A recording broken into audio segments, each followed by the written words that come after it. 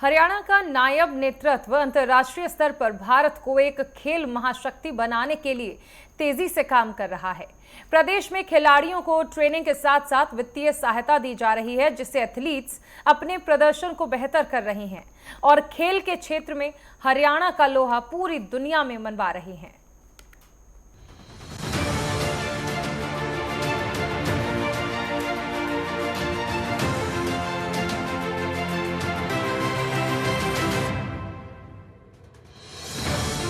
हरियाणा सरकार देश को सशक्त बनाने के लिए युवाओं पर खास ध्यान दे रही है।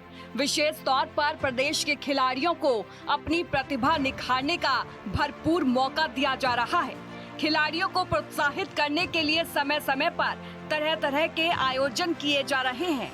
खेल महाकुंभ ऐसा ही एक आयोजन है जिसके जरिए खिलाड़ियों को प्रतियोगिताओं में हिस्सा लेकर खुद को बेहतर बनाने का अवसर दिया जा रहा है।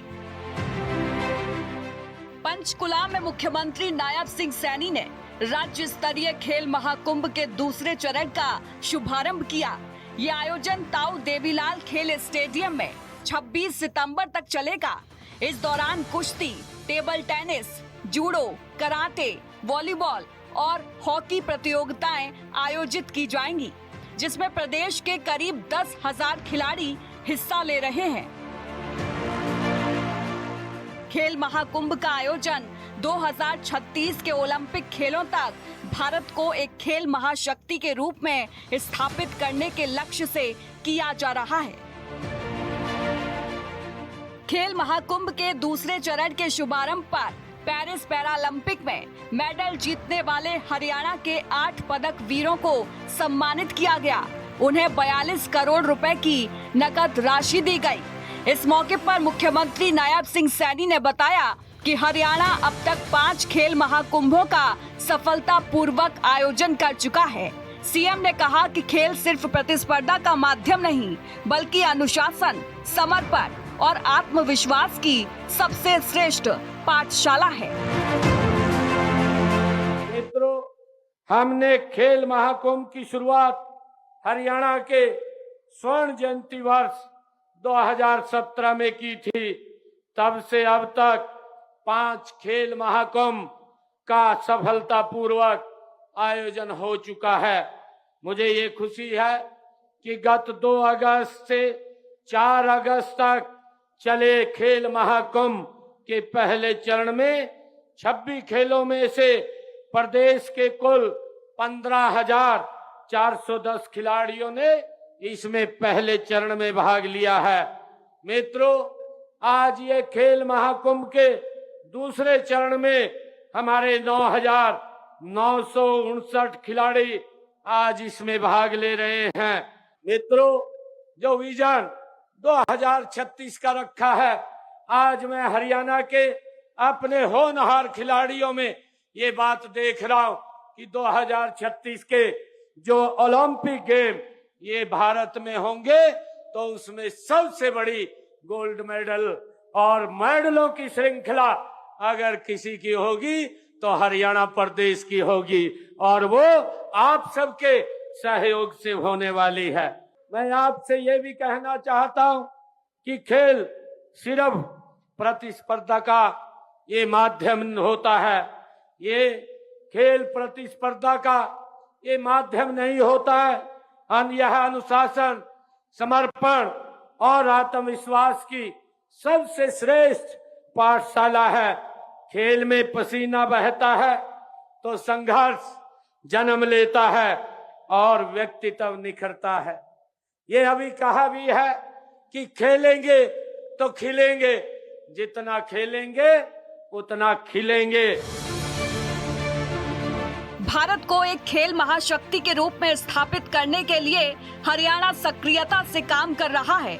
खिलाड़ियों को ट्रेन करने के लिए राज्य में 1,489 खेल नर्सरियां खोली गईं, जिनमें 37,000 से ज्यादा खिलाड़ी प्रशिक्षण ले रहे हैं। इन खिलाड़ियों को वित्तीय सहायता भी सरकार दे रही है। हमने हरियाणा में खेलों के लिए एक विजन विकसित किया था। वह विजन था हर बच्चे को खेल से जोड़ने का, हर गांव को खेल का मैदान बनाने का और हर युवा को अवसर देने का, जिसमें खेल के प्रति एक ललक, एक जुनून हो। इस विजन का लक्ष्य है कि हरियाणा को न केवल भारत की बल्कि विश्व की खेल राजधानी बनाया जाए, ये हमारा विजन है।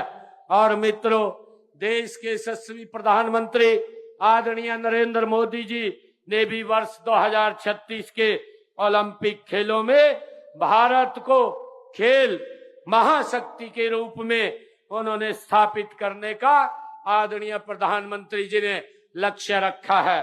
उन्होंने उन खेलों को भारत में करवाने की भी ये इच्छा व्यक्त की है।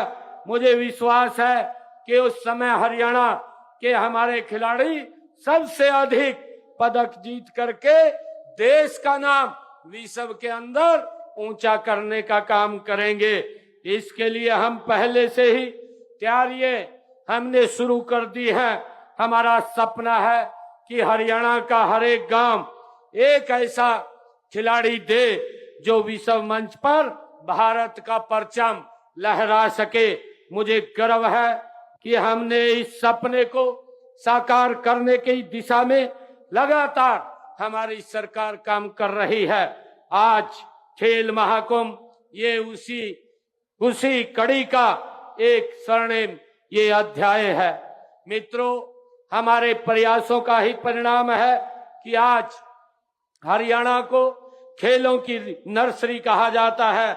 मुझे अपने खिलाड़ियों पर ये गर्व है कि जिन्होंने अंतर्राष्ट्रीय स्तर पर भारत का नाम रोशन किया है।